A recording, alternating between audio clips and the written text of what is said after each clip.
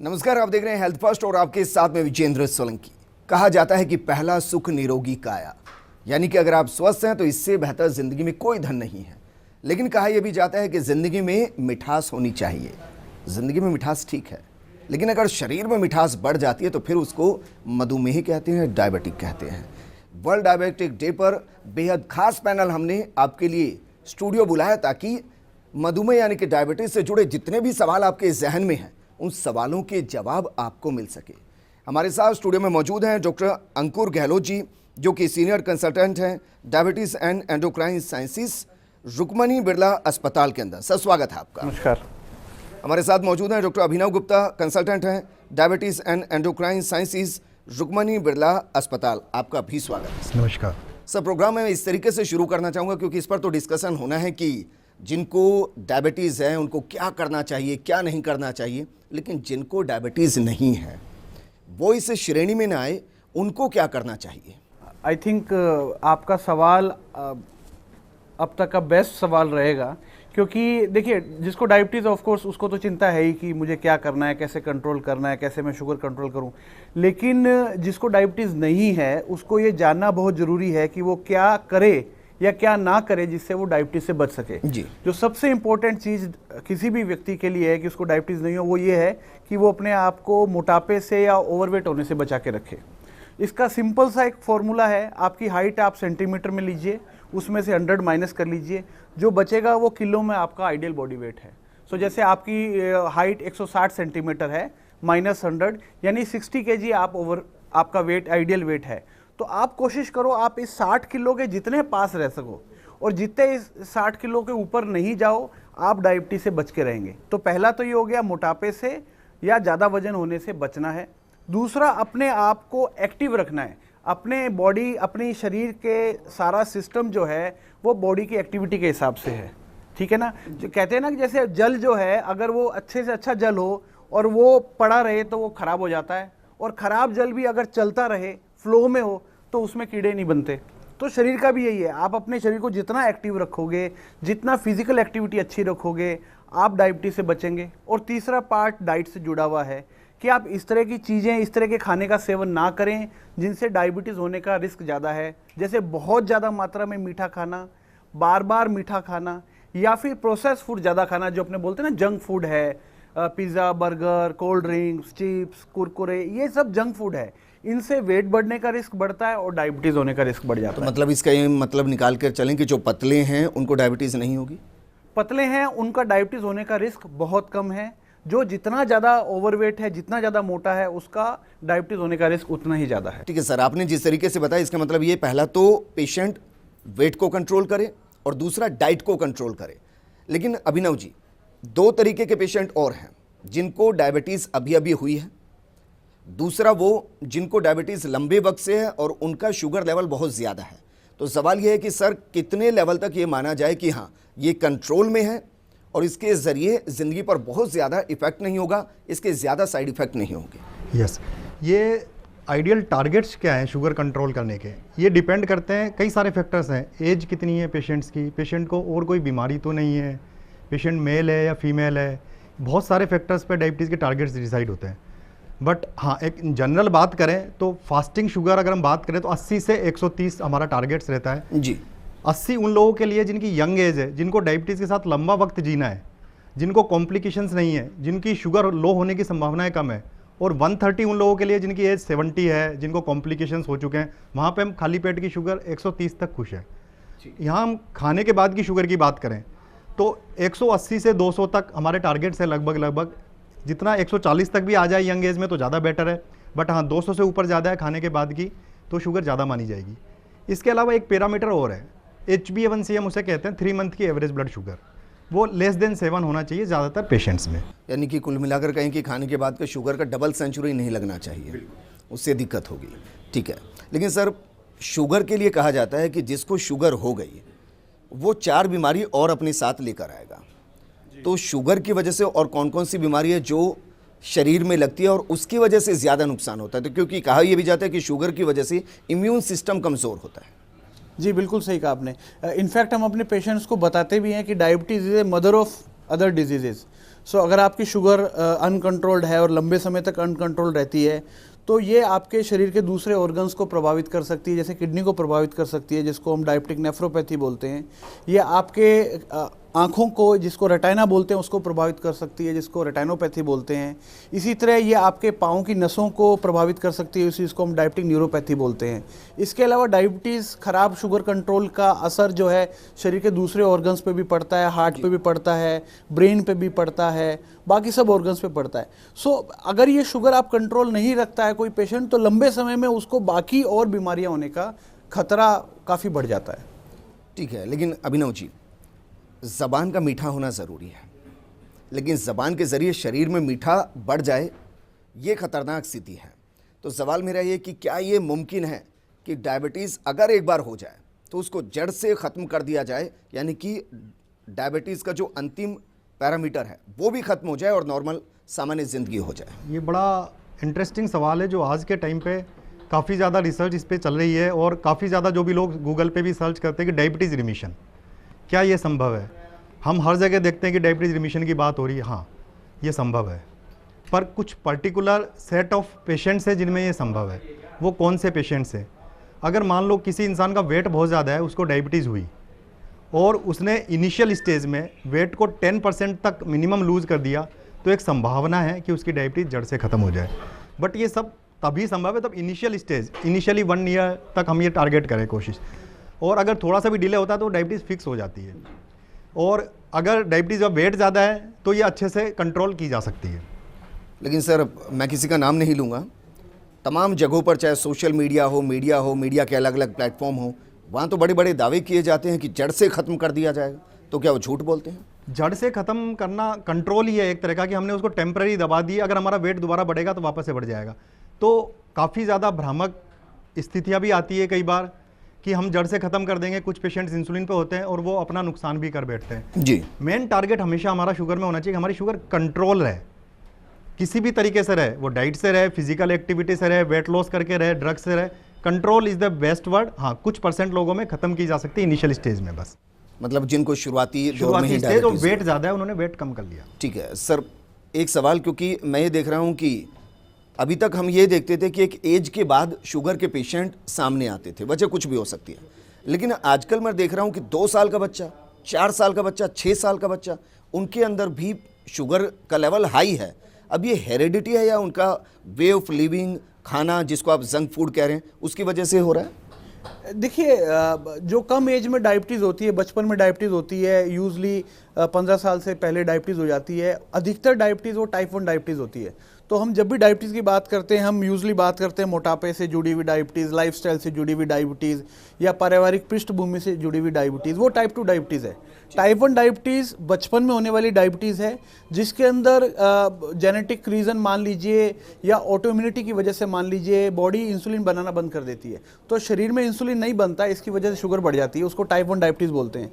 Type 1 diabetes में बहुत ज़्यादा लाइफस्टाइल का, खाने पीने का, ओबेसिटी का या जेनेटिक्स का रोल नहीं है। ये ऑटोइम्यून बीमारी है, शरीर की बाकी ऑटोइम्यून बीमारियों की तरह ये टाइप 1 डायबिटीज़ किसी को भी लग सकती है। सो हम पेशेंट को बोलते हैं कि देखिए, बच्चे को अगर टाइप 1 डायबिटीज़ हो गई है तो इसमें आप अपने आप को दोष मत दीजिए, अपने लाइफस्टाइल या अपने पारिवारिक पृष्ठभूमि को दोष मत दीजिए। ये टाइप 1 डायबिटीज़ किसी को भी हो सकती है और यूजली बचपन में ही होती है। बाकी जो बड़ों में डायबिटीज़ होती है उसमें पारिवारिक पृष्ठभूमि भी इंपॉर्टेंट है, खाना पीना, एनवायरनमेंट, टेंशन, स्ट्रेस, मोटापा और दूसरी दवाइयाँ क्या क्या ले रहे हैं, उसके भी साइड इफेक्ट हो सकते हैं। तो ये सब चीज़ें उसमें इंपॉर्टेंट है। लेकिन बचपन में टाइप 1 डायबिटीज़ यूजली ऑटोइम्यूनिटी की वजह से तो क्या उसको कंट्रोल करके ख़त्म किया जा सकता है बचपन में अगर है तो? देखिए, कंट्रोल तो बिल्कुल किया जा सकता है और करते ही हैं, लेकिन वो डायबिटीज़ को पहले हम इसको बोलते थे इंसुलिन डिपेंडेंट डायबिटीज़। मतलब ये वो डायबिटीज़ है जिसमें शुगर की बाकी दवाइयाँ काम नहीं आएंगी, इसमें इंसुलिन का ही उपयोग करना पड़ेगा शुगर कंट्रोल करने के लिए। लेकिन इसको कंट्रोल बिल्कुल किया जा सकता है, लेकिन अनफॉर्चुनेटली अभी तक कोई ऐसा ट्रीटमेंट सक्सेसफुल नहीं हुआ है जिससे हम ये कह सकें कि हम ये दवाई देके या ट्रीटमेंट देके टाइप 1 डायबिटीज़ को बिल्कुल ख़त्म कर सकते हैं। हाँ, कुछ जगह स्टेम सेल थेरेपी का नाम सुना होगा आपने जी। स्टेम सेल थेरेपी दे के टाइप 1 डायबिटीज़ को ख़त्म करने की कोशिश की गई है। उसके कुछ ट्रायल्स विदेश में भी हुए हैं, 1-2 ट्रायल हमारे देश में भी हुए हैं, लेकिन वो ट्रायल्स पूर्णतः सक्सेसफुल नहीं हुए। सो वो अभी आप जिसको बोलते हैं ना एक्सपेरिमेंटल फेज़ में ही है। अभी वो एक्सपेरिमेंटल फेज से आगे निकल के थेरेप्यूटिक्स में नहीं आया है। सो हम किसी को ये नहीं बोल सकते कि आप स्टेम सेल थेरेपी करा लो, बच्चे की डायबिटीज़ खत्म हो जाएगी, क्योंकि वो अभी एक्सपेरिमेंटेशन फेज में है। थोड़ा टाइम लगेगा, फ्यूचर में पता चलेगा इसका क्या ठीक है संभावना सर, है। ये तो भविष्य की बात हुई, लेकिन अभिनव जी वर्तमान स्थिति की अगर बात करें तो डायबिटीज़ को कंट्रोल करने का वे ऑफ ट्रीटमेंट कितने तरीके का है और उसमें सबसे कारगर क्या है? ये इसमें कई तरह के ऑप्शंस हैं पर सारे इंपॉर्टेंट है। एक सबसे पहले हम डाइट की बात करें, फिर उसके बाद फिजिकल एक्टिविटी, देन ड्रग्स और इंसुलिन। हर चीज़ का अपना अपना महत्व है।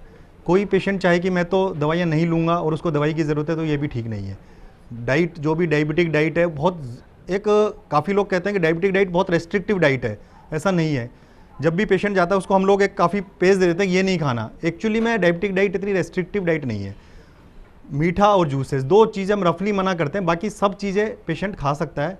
इंपॉर्टेंट है पोर्शन साइज़, कितना खा सकता है एक बार में। सबसे इंपॉर्टेंट चीज़ डायबिटीज में पोर्शन। जिस चीज़ की शुगर बढ़ाने की कैपेसिटी ज़्यादा है उसको बहुत कम मात्रा में, जिसकी कम है उसको थोड़ा ज़्यादा मात्रा में। तो अगर पोर्शन साइज़ और कार्बोहाइड्रेट काउंटिंग कर पाते हैं तो सबसे बेस्ट तरीका है। दूसरा उसके बाद है physical activity. Minimum 30 minute of physical activity हम लोग रिकमेंड करते हैं। फिर उसके बाद आती है ड्रग्स। शुगर कंट्रोल करने की कई सारी दवाइयाँ अवेलेबल है। आजकल कुछ एडवांस दवाइयाँ भी अवेलेबल है जो शुगर कंट्रोल करने के साथ साथ हार्ट वाले पेशेंट्स के लिए भी एक्स्ट्रा फ़ायदा करती है और किडनी वाले पेशेंट्स के लिए भी एक्स्ट्रा फ़ायदा करती है। इसके अलावा कुछ पेशेंट्स में इंसुलिन की यूज़ करना पड़ता है टाइप 2 डायबिटीज़ में, जब दवाइयाँ फेल हो जाती है। ठीक है सर, एक छोटे से ब्रेक के लिए यहाँ रुक रहे हैं, लेकिन आपने देखा है कहीं गुड़ रखा होता है, चीनी रखी होती है, वो रखी होती है, उसके चारों तरफ चींटियाँ आ जाती हैं, उसको ख़त्म कर देती हैं। डायबिटीज़ वही गुड़ समझ लीजिए जो आपके शरीर के अंदर है, और उसकी वजह से वो बीमारियाँ जो धीरे धीरे लगती है और पूरे शरीर को ख़त्म कर देती हैं। चर्चा लगातार हमारी जारी है, एक छोटे से ब्रेक के बाद जल लौट रहे हैं।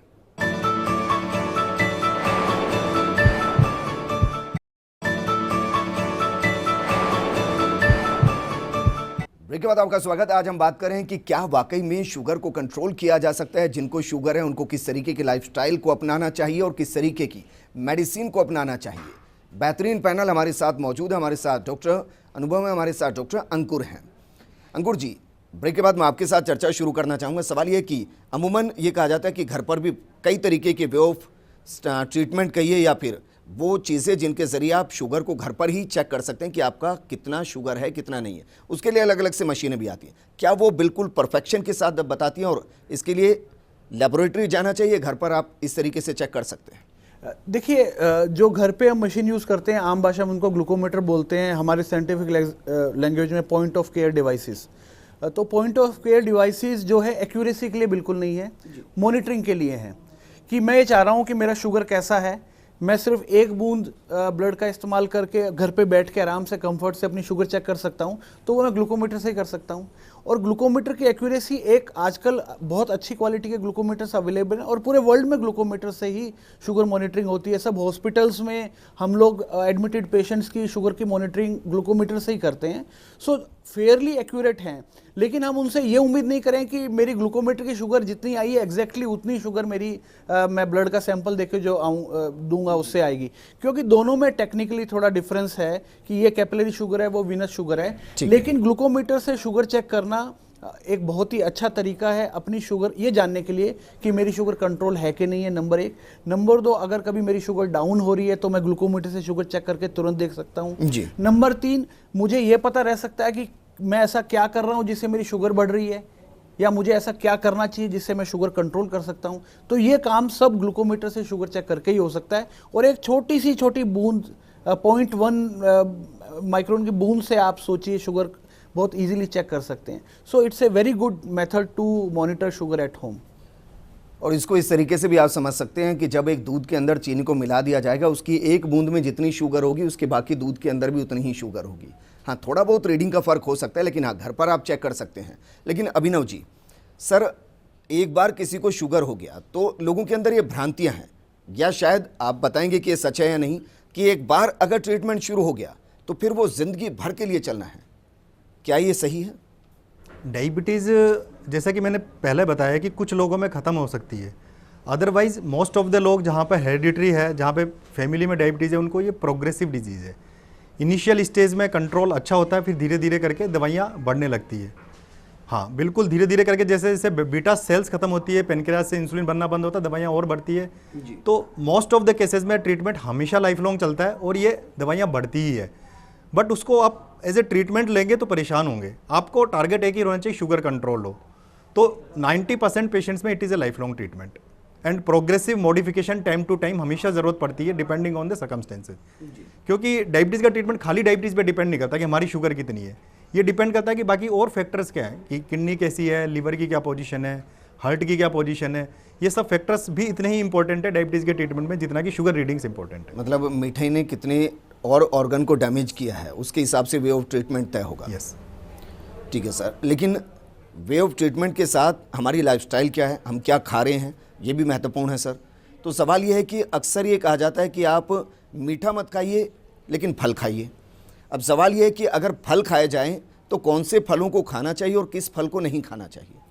देखिए, यूजली आज से बहुत साल पहले ट्रेडिशनल टीचिंग ये थी एक ही डायबिटीज़ का मरीज फ्रूट्स नहीं खा सकता, चावल नहीं खा सकता, आलू को नहीं छू सकता, ये सब ट्रेडिशनल टीचिंग थी। बट आज के टाइम में हमारा जो पेशेंट को डाइट प्लान बताने का तरीका है वो बहुत रिस्ट्रिक्टिव नहीं है। हम सिर्फ पेशेंट को ये बोलते हैं कि आप किसी भी पदार्थ को खाइए, बहुत ज़्यादा मीठा नहीं खाना चाहिए, लेकिन फ्रूट्स में तो कोई रोक टोक नहीं है। इनफैक्ट मैं अपने पेशेंट को बोलता हूँ कि आपका किसी दिन मीठा खाने का मन ही कर गया तो आप कोई भी फ्रूट खाइए, कोई भी fruit would be better than से कतली और आपने कुछ गुलाब जामुन रसगुल्ला खाया, उससे तो फिर भी अच्छा ही है, नंबर 1। नंबर 2, फ्रूट्स खाने में कोई दिक्कत नहीं है, लेकिन जूस मत पीजिए, क्योंकि जब फ्रूट का जूस निकाल लिया जाता है तो उसमें फाइबर नहीं रहता। और आप फ्रूट एज ए होल खाते हो तो उसमें फाइबर भी है, उसमें मिनरल्स भी हैं, और नॉर्मली फ्रूट्स में जो ग्लूकोज होती है वो फ्रक्टोज के रूप में होती है, वो डायरेक्टली इतना शुगर नहीं बढ़ा सकती। लेकिन फ्रूट्स खाना एक अच्छी आदत है, सब पेशेंट्स को करना चाहिए, सब लोगों को फ्रूट्स खाने चाहिए अपने सामर्थ्य के हिसाब से। लेकिन हाँ, मीठे से आप जितना परहेज रखोगे उतना आपका शुगर कंट्रोल में रहेगा, हमको ज़्यादा दवाई नहीं देनी पड़ेगी। आप ज़्यादा मीठा खाएंगे आपका शुगर ज़्यादा बढ़ेगा, हमको दवाई ज़्यादा देना पड़ेगा। तो ये सिंपल इतनी सी बात है। लेकिन क्वांटिटी हर फ्रूट की जो है डायबिटिक पेशेंट के लिए सीमित है। अब मुझे डायबिटीज़ नहीं है, मैं चाहूँ तो पूरा तरबूज खा सकता हूँ, मुझे कोई दिक्कत नहीं, क्योंकि मेरी बॉडी इंसुलिन बना लेगी उसके हिसाब से। लेकिन अगर मुझे डायबिटीज़ है तो मैं एक साथ अगर फ्रूट खाऊंगा, सपोज करो मैंने 2 आम एक साथ खा लिए, तो ऑफकोर्स मेरी शुगर बढ़ेगा। तो मुझे अपने डाइट के तरीके को और क्वांटिटी को दोनों को कंट्रोल में रखना है ताकि शुगर कंट्रोल में रहे। अंकुर जी समझा रहे हैं कि जी ललचाए रहा ना जाए तो मिठाई नहीं खानी है, फ्रूट खा लीजिए, लेकिन इसका मतलब ये नहीं कि फ्रूट भी आप कितनी ही मात्रा में खा लें, हाँ उतना खाइए जिससे कि आपका जो जी ललचा रहा है वो कंट्रोल में रहे। लेकिन एक शब्द का इस्तेमाल किया, इंसुलिन। अभिनव, आपसे मैं जानना चाहूँगा, बहुत ज़्यादा भ्रांतियाँ हैं और गांव बस्ती के अंदर और भी ज़्यादा हैं। भ्रांतियाँ ये हैं कि अगर डॉक्टर के पास गए, डॉक्टर ने उनको रिकमेंड किया कि आपको इंसुलिन के इंजेक्शन लगवाने हैं, वो डरते हैं इससे। उनको लगता है कि पता नहीं क्या ट्रीटमेंट शुरू हो रहा है, इंसुलिन मेरी बॉडी में इंजेक्ट होंगे, हर दिन इंजेक्शन लगेंगे, उसके साइड इफ़ेक्ट आ सकते हैं, बहुत ज़्यादा बीमारी मुझे हो गई है। तो उसको आप किस तरीके से मैनेज करते हैं और क्या इंसुलिन के इंजेक्शन लगना बेहद ज़रूरी है? इंसुलिन एक ऐसा शब्द है, जब भी पेशेंट को फर्स्ट टाइम हम बोलते हैं, पेशेंट मना कर देता है कि मैं इंसुलिन नहीं लूँगा चाहे कुछ भी कर लो। क्यों? आइडियली हम इंसुलिन 2 कंडीशंस में स्टार्ट करते हैं। एक तो टेम्परेरी कंडीशंस। टेम्परेरी कंडीशंस क्या है? जब जैसे कि वेट लॉस हो गया, पेशेंट का कोई ऑपरेशन होना है, पेशेंट को कोई इन्फेक्शन हो गया, उस समय पे वो इंसुलिन टेम्परेरी होता है। जैसे ये डिजीज़ से हम रिकवर करते हैं, इंसुलिन बंद कर दिए जाते हैं। काफ़ी सारे पेशेंट्स इस समय पे डायबिटीज़ के साथ आते हैं कि वेट लॉस हो जाता है, सडनली 500 शुगर पहुंच गई, उनको हमने इंसुलिन स्टार्ट किया, लेटर उनका इंसुलिन भी बंद हो जाता है और शुगर भी कंट्रोल हो जाती है। बट हम इंसुलिन एक और वजह से स्टार्ट करते हैं कि धीरे धीरे पेशेंट 8 से 10 साल से ड्रग्स पे हैं, दवाइयाँ ले रहा है, पर दवाइयाँ काम नहीं कर रही है, मतलब दवाइयाँ फेल हो चुकी है, और उनको हम इंसुलिन स्टार्ट करते हैं। मोस्ट ऑफ द टाइम ये इंसुलिन लाइफ लॉन्ग होता है जी। बट इंसुलिन से घबराने की ज़रूरत नहीं है, क्योंकि आज के टाइम में इतनी अच्छी टेक्नोलॉजी अवेलेबल है कि इट इज़ प्योरली पेनलेस। अगर हम पेशेंट से पूछते हैं इंसुलिन क्यों नहीं लेना चाहते, तो कहता है कि इंजेक्शन है, सुई है। बट आप इतनी बारीक निडल है कि उनको पता भी नहीं चलता है, और पेन से लगता है, तो बहुत ही पेनलेस थेरेपी है, घबराने की बिल्कुल भी ज़रूरत नहीं है, पर जब ज़रूरत है तब लेना है जी। लेकिन क्या ये आनुवंशिक है, हेरिडिटी है, ट्रांसफ़र होती है? बिल्कुल। टाइप 2 डायबिटीज़ अगर हम बोलें तो ये अनुवांशिक है। यूजली ट्रायल्स में, स्टडीज़ में मिला है कि अगर आपके माता पिता में से अगर किसी एक को डायबिटीज़ है तो इसकी वजह से आपका डायबिटीज़ का रिस्क 5 से 10% बढ़ जाता है। अगर दोनों जनों को डायबिटीज़ है तो आपका रिस्क 15 से 20% हो जाता है डायबिटीज़ होने का आने वाले फ्यूचर में। तो एक पार्ट तो डायबिटीज़ का ही हो गया जिसको हम टाइप 2 डायबिटीज़ बोलते हैं, जिसमें अनुवांशिकता का रोल है।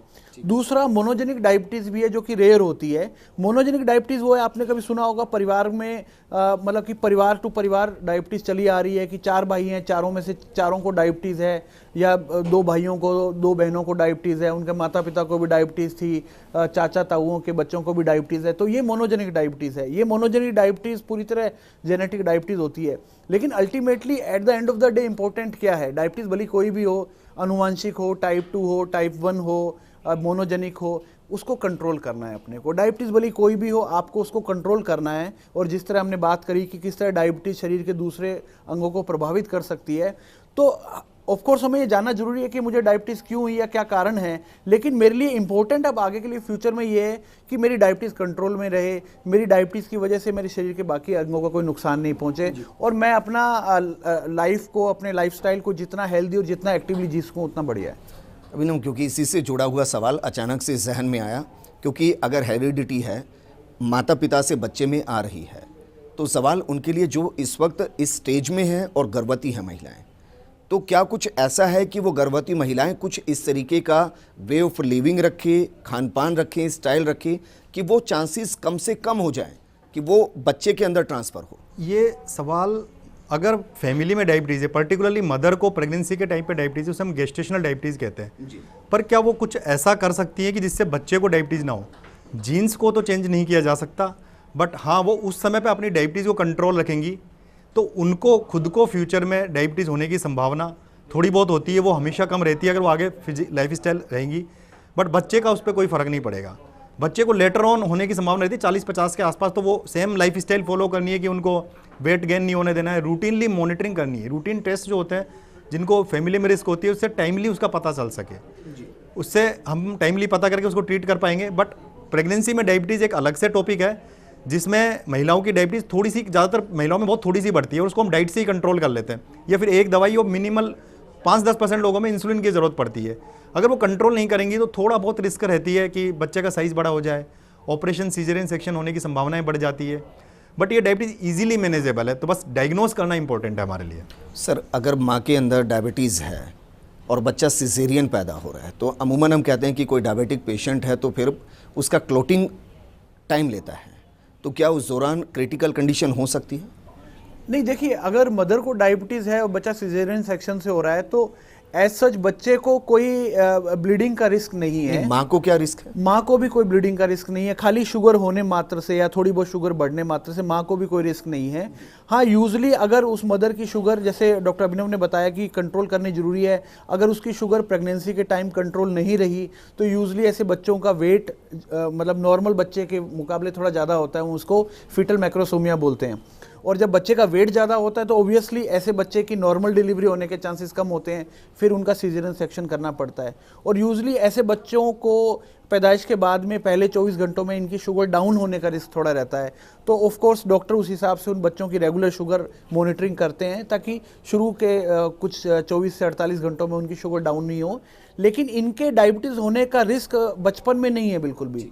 इनके डायबिटीज़ होने का रिस्क उनके एडल्टहुड में, जैसे डॉक्टर अभिनव बोल रहे थे कि 40-50 साल की उम्र में जाके इनका रिस्क डायबिटीज़ का बढ़ जाएगा क्योंकि मदर को डायबिटीज़ हो गई थी। तो ऐसे लोगों को पहले ही शुगर कंट्रोल के लिए वजन पे कंट्रोल रखना है, मोटापे से दूर रहना है और अपने एक्टिव लाइफस्टाइल जीना है। अंतिम सवाल, कोरोना के दौर से हम निकले हैं, कम शब्दों में मैं चाहूँगा जवाब आप दें। लाइफस्टाइल बदली है, लोग योगा कर रहे हैं, प्राणायाम कर रहे हैं, खान पान हेल्दी रख रहे हैं। एक रिपोर्ट ये कहती है कि डायबिटीज़ के केस बहुत तेज़ी से बढ़ेंगे आने वाले वक्त में, लेकिन क्या जिस कोरोना के फेज से हम निकले और थोड़े से संभले हैं, आपको लग रहा है इससे डायबिटीज़ के पेशेंट कम होंगे थोड़े? कोरोना ने की भयावह स्थिति को हमने देखा है, उसने हमें एक नई ऊर्जा भी दी है कि हमने हेल्थ के बारे में समझना चालू किया है। काफ़ी लोगों ने अब फिजिकल एक्टिविटी, क्रोनिक डिजीज़ के बारे में जागरूक हो गए हैं। एक अनुमान के अनुसार हिंदुस्तान में लगभग 7.7 करोड़ लोगों को अभी डायबिटीज़ है। ठीक है। और प्रेडिक्शन ही है कि 2045 में 13.5 करोड़ लोगों को हिंदुस्तान में डायबिटीज़ होगी। ये प्रेडिक्शन है, हमें इस प्रेडिक्शन को तोड़ना है। वो रेगुलर एक्टिविटी, वेट नहीं गेन होना और आजकल की लाइफ स्टाइल में जो बिजी लाइफ स्टाइल है, स्ट्रेस है, उससे दूर रख के उससे रखा जा सकता है। चलिए, शुक्रिया हमारे साथ जुड़ने के लिए डॉक्टर अंकुर, आपका भी बहुत बहुत शुक्रिया। ये प्रोग्राम हमने आपके लिए इसलिए किया ताकि आप मीठा तो खाइए, लेकिन कहते ना कि मीठा ज़्यादा हो गया तो जहर हो जाएगा, उस जहर को ही डायबिटीज़ कहते हैं, बस उस जहर से ही बचना है। नमस्कार।